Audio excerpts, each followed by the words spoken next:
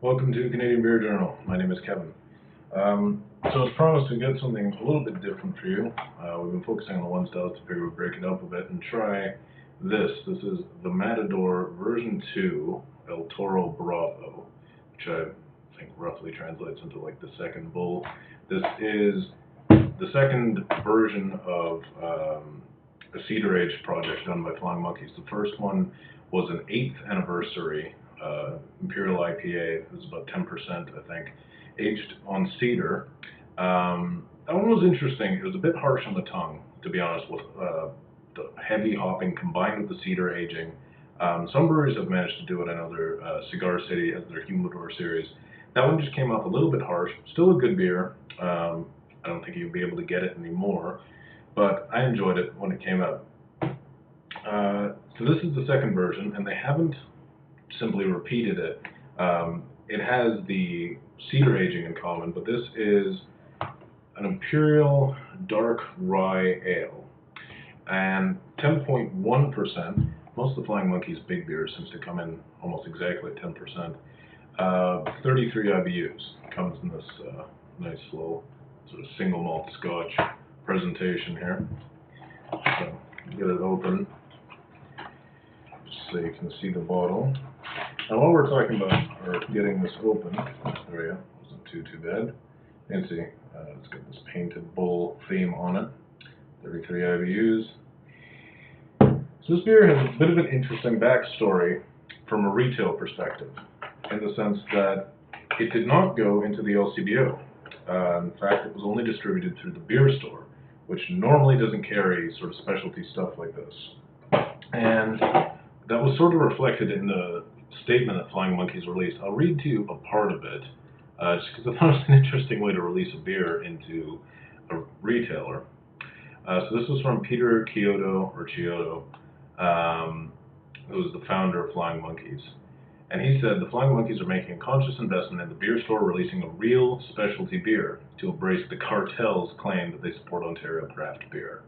The TBS, that's the beer store, boasts about vendor neutrality and equal access in all of their media rhetoric. However, vendor neutrality gets everyone who pays the listing fees access to the system. It does not mean non-owner brewers are treated fairly and equally in terms of access to retail shelf space. And he goes on to say that basically it's a shame because they could be a really good distribution system, and he's hoping that by doing things like this, they'll put more pressure on the beer store to sort of satisfy the needs of, craft consumers and craft producers. So I can't disagree with a single thing he's saying. They are a cartel, and I think I've mentioned in a couple of my videos, they don't do a great job when it comes to specialty beers, or they don't do a particularly good service when it comes to keeping those beers stocked. But I'm not sure if that was really perhaps the most magnanimous way to release the beer.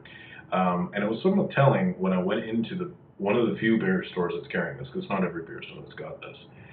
And it was in the malt liquor section.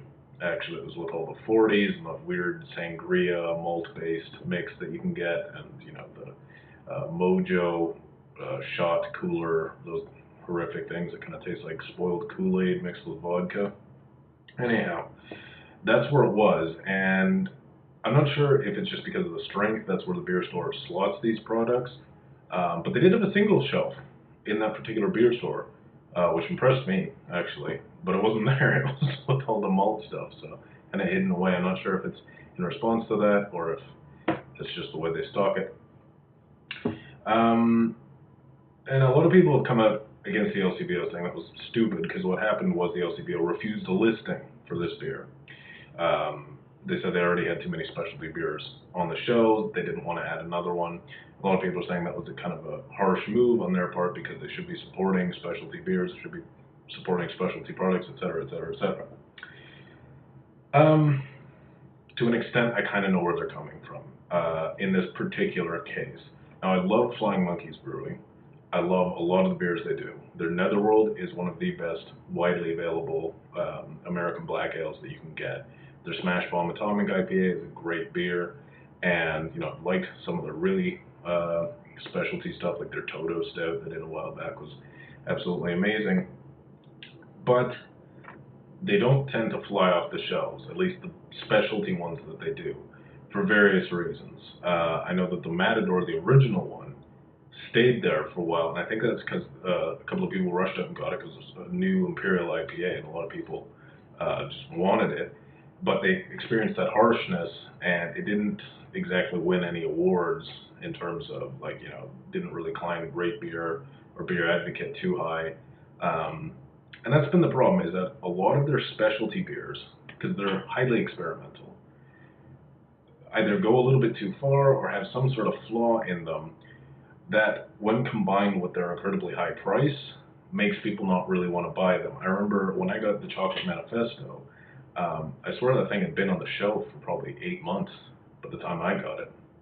And again, I tried that with a friend, and it was good, but it was just so overpoweringly chocolate cakey. It was almost like drinking liquid chocolate cake mix. And the B&L Stout, that was the Bare Naked Ladies one.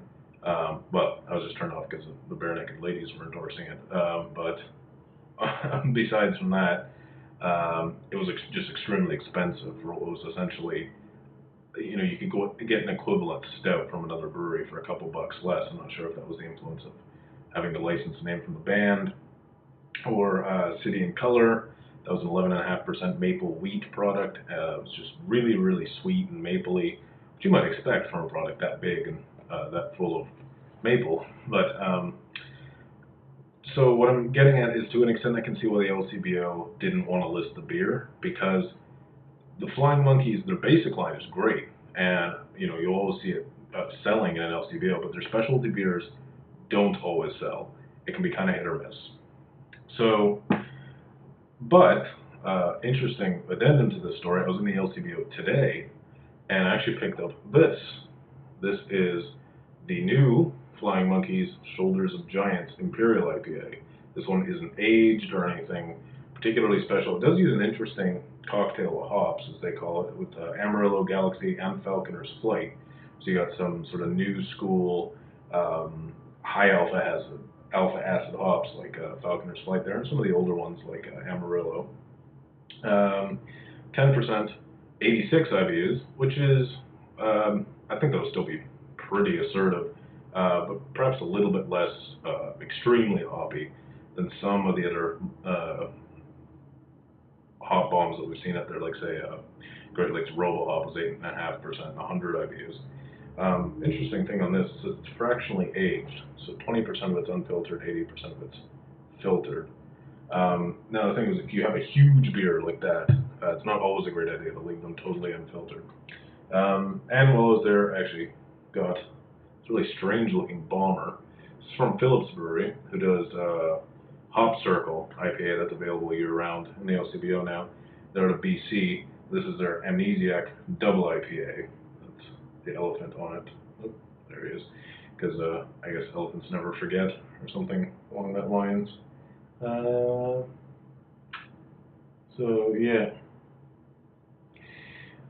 Apparently it's a double IPA season out there. They also have the Pyramid Outburst double IPA. So anyways, getting back to this beer, I haven't been able to find a great deal about it online, but they do tell you a pretty good deal on it.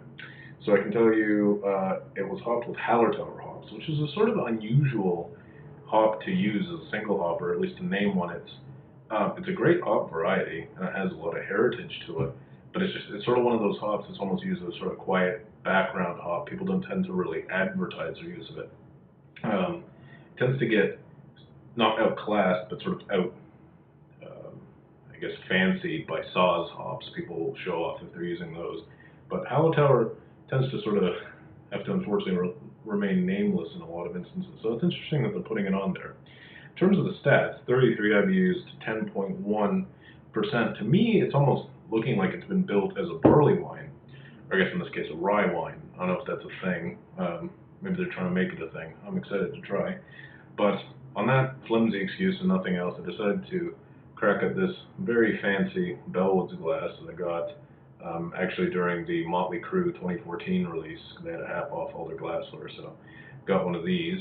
My wife keeps telling me it's a wine glass. I keep saying it's a beer glass, but it does kind of look like a wine glass. Anyhow, Let's get this cracked open and give it a shot. Maybe with the Hallertauer, maybe they're going for a more Doppelbock thing. Not exactly sure yet, but let's get it down there. Alright, so that's a lot more orangey than I thought. Kind of what I expected out of a beer, that percentage. Not a huge head, but we're getting some carbonation in there. Got about half of one of my fingers ahead in there. So I'm getting a dark, maybe a dark amber, almost a ruby red sort of thing. Almost looks like a claret or something like that. Quite a bit of carbonation still going in there. I say it's an ale. Definitely says ale on it.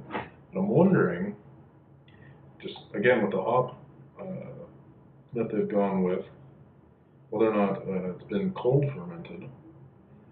It doesn't say that. Well, let's get a nose on it.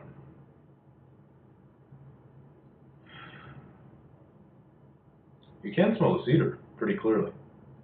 And I'm getting a sort of a candy toffee note.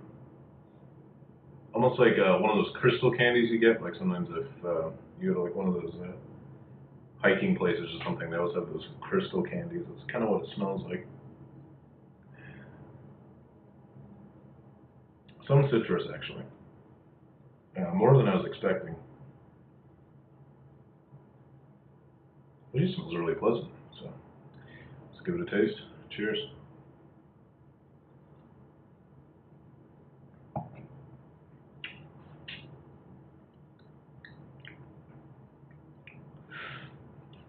Bitter on the front, and then you get a sweetness, a sort of, not quite saccharine sweetness, more like a figgy sort of sweetness or something like that. And then quite definite toffee, like a dark English toffee sort of taste. And then sort of dancing around mid-palate is where I'm getting some of those wood flavors. Not a huge amount of cedar influence on the palate yet.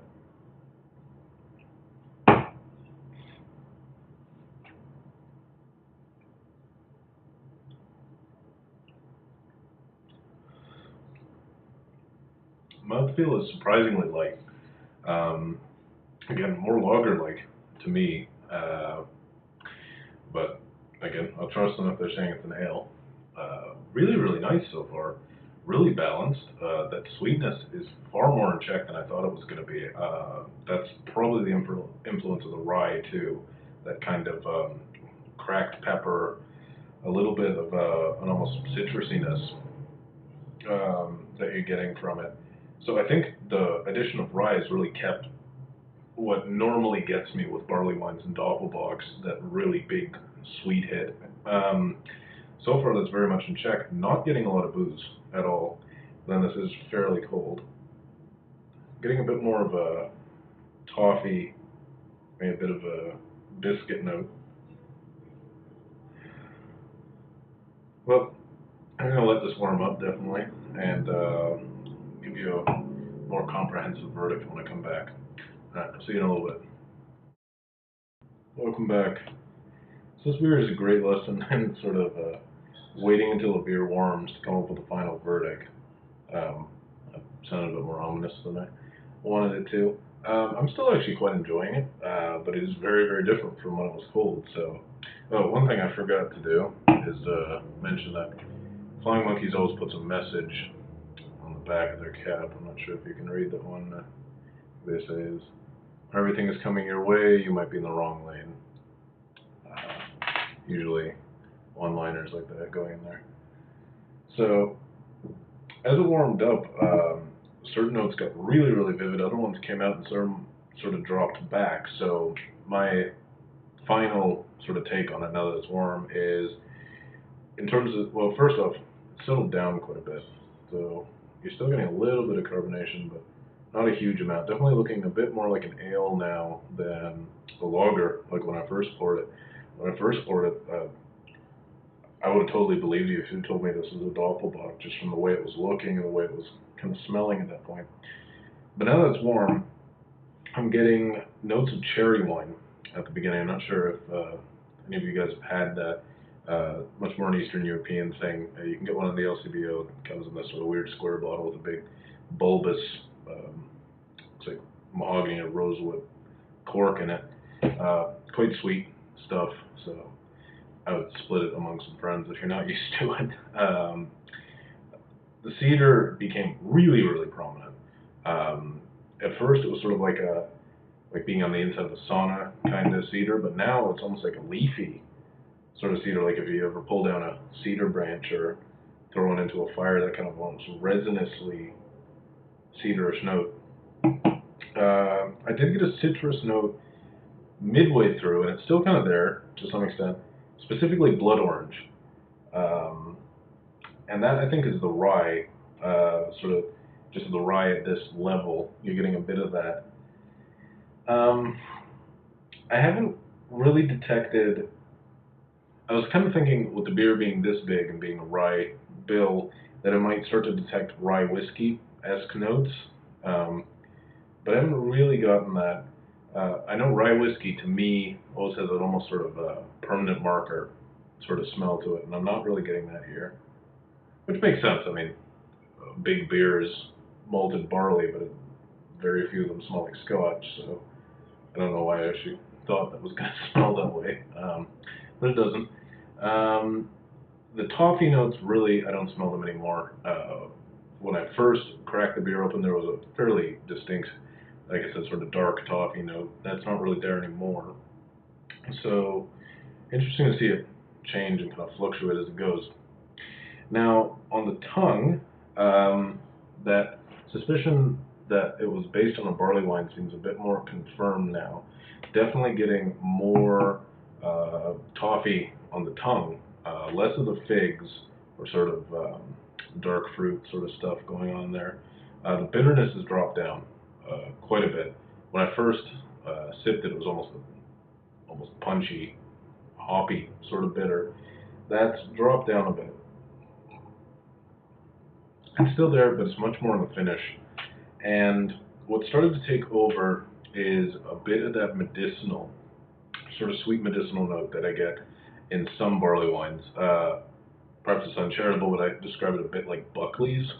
To me, is just kind of what it tastes like. I can't come up with a better descriptor for it. So a little bit of Buckley's in there. There was a herbal hop note sort of midway through when the beer was just starting to warm up, and that was a very minty sort of herbal note, which fairly typical Hallertauer stuff. So wasn't surprised there. So overall, would I recommend this beer? Totally. It's really, really unique because there are plenty of barley wines out there and even a number of wheat wines, actually.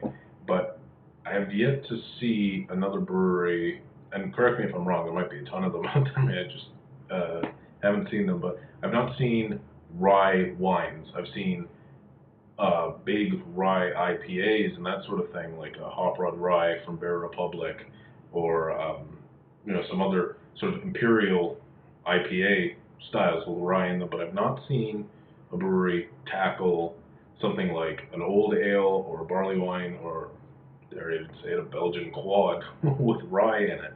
So this is really, really different in that sense. And it doesn't drink like any other beer that I've had. It's lighter and a bit more carbonated than a sort of standard barley wine, which tends to be very sticky and flat, kind of like Buckley's. Anyhow, this definitely a bit more lively, and that could be because it's quite fresh. They do, interestingly enough, they only recommend cellaring it for up to 2 years. Now, normally when a brewery puts out a double-digit lower IBU product, they'll say, oh, it'll cellar easily for 10 years or whatever, and if Fuller's Vintage, or even Golden Pride, they say you can do it for 5 years, and those beers are only 8.5%. So that's kind of interesting to me. Maybe they're worried that those sort of more citrusy notes are going to die down or something. Or I'm not sure why they would say only go up to 2 years. I'd be interested to see this beer after 5, 10 years, just see if that sort of resinous cederness has dropped down if we're getting different notes, like say more Spanish cedar, sort of traditionally woody note, as opposed to that almost pungent resinous note. Well, now that I'm getting into it a bit, man, there's a bit of a humidor-esque quality to it, but not strongly so. It's not like I'm smelling this and being transported into a high-end smoke shop or something. So, I would recommend it. You'll have to go to the beer store to get it. You'll have to brave their malt liquor section. Look for it. It's behind the sangria stuff. Bit of a shame that this beer got put in there. I actually think this is probably one of the best of the Flying Monkey 750s I've had. We will see, because I'm going to follow it up directly with a review of the Shoulders of Giants, which I already think I brought up and showed off. I'm quite anxious to try, evidently with some other guy, because when I went into the LCBO, this guy was like two-fisting, grabbing them off the shelf and putting them into a little basket, which I had to kind of lean in and grab it and while he's still bent down, putting two more in, so maybe he knows something I don't. Maybe it's really that good, or some people are like that. I remember when Bearded Zeus came out, I saw some lady going at the door with about 12 of them. I managed to get the last one off the shelf. Or RoboHop, when that came out, the same thing. It's just like a feeding frenzy. And I can see it for some beers. You want so as much as you possibly can. You know it's never coming back, so you stock up. But at the same time, kind of nice to let other people try it. I can see getting two, definitely one to have by yourself, one to share, or one to have now and one to cellar. Maybe even three to do all three of those things, one to have by yourself, one to share now, and one to share later after you've cellared it. So maybe three, but if you're going for 6 or 10 or 12, maybe consider leaving a few on the shelf for other people. That's my rant, and that's the end of this review. I'll post a written review as usual with a score, and I'll see you on the next one. All right, cheers.